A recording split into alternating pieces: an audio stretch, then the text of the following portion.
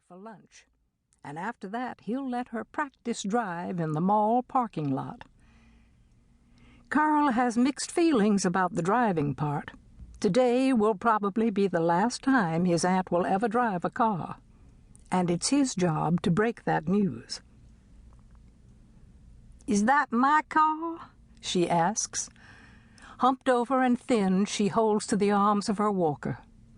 She wears gold slippers, tan slacks, Hawaiian shirt, striped jacket, and makeup that stops along her jaw like the border of a country. "Yes, ma'am. I washed it." "Well, it looks good." "I'll let you drive it a little bit after we eat." He helps her into the passenger seat. Her head seems about as high as the button on the glove compartment. In her 3 months at Rosehaven Convalescent Center, she seems to have steadily shrunk from osteoporosis and has fallen twice, but somehow not broken a bone. He folds her walker, and as he lays it in the back seat, her sunglasses drop out of her saddlebag and slide under the passenger seat. He retrieves them. Back when Carl started driving, Aunt Lil owned a used 1968 Ford Mustang convertible, white with red interior.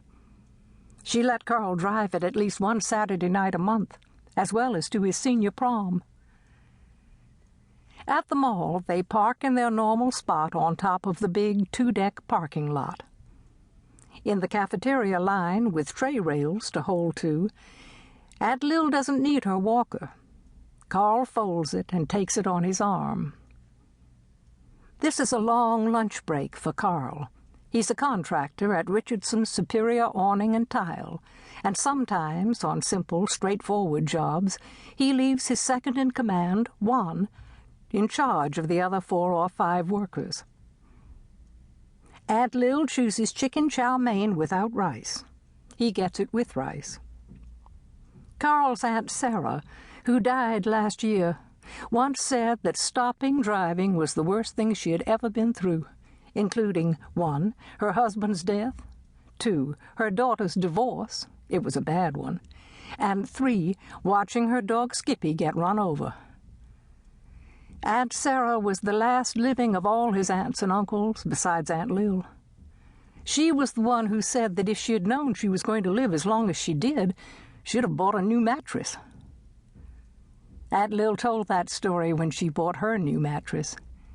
That was about a month before she fell in her tub, twice on the same night. She managed, after the second fall, to get out of the tub and call Carl on the phone.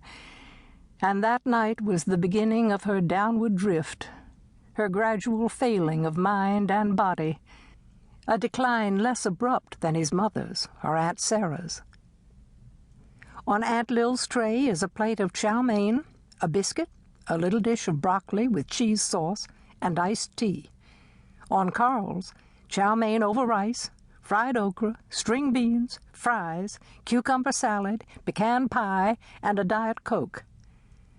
At the cash register, Aunt Lil reaches for his little white ticket slip and puts it with hers.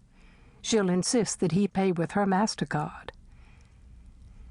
A cafeteria worker carries Aunt Lil's tray to one of her 2 favorite tables. Aunt Lil and Carl sit. Carl says the blessing, and they begin eating. He is never quite sure if he should say the blessing when he's with her. Unlike his mother and Aunt Sarah, Aunt Lil has more or less given up on church. They don't talk about it. Carl figures that's one of the things they can talk about sometime. Though now that they are the only 2 left, and now that he too has drifted away from the shore, as that old gospel song says. He watches her look around for old friends. They talk about normal things. He checks his watch. "Have you met Mr. Flowers?" she asks, "with that fancy white hair?" She pictures him, the new resident, rolling in his wheelchair out onto the porch, his legs stuck out straight ahead, a big smile on his reddish face. He's a dandy. "The one with the knee operation?" asks Carl. "Yes, the preacher."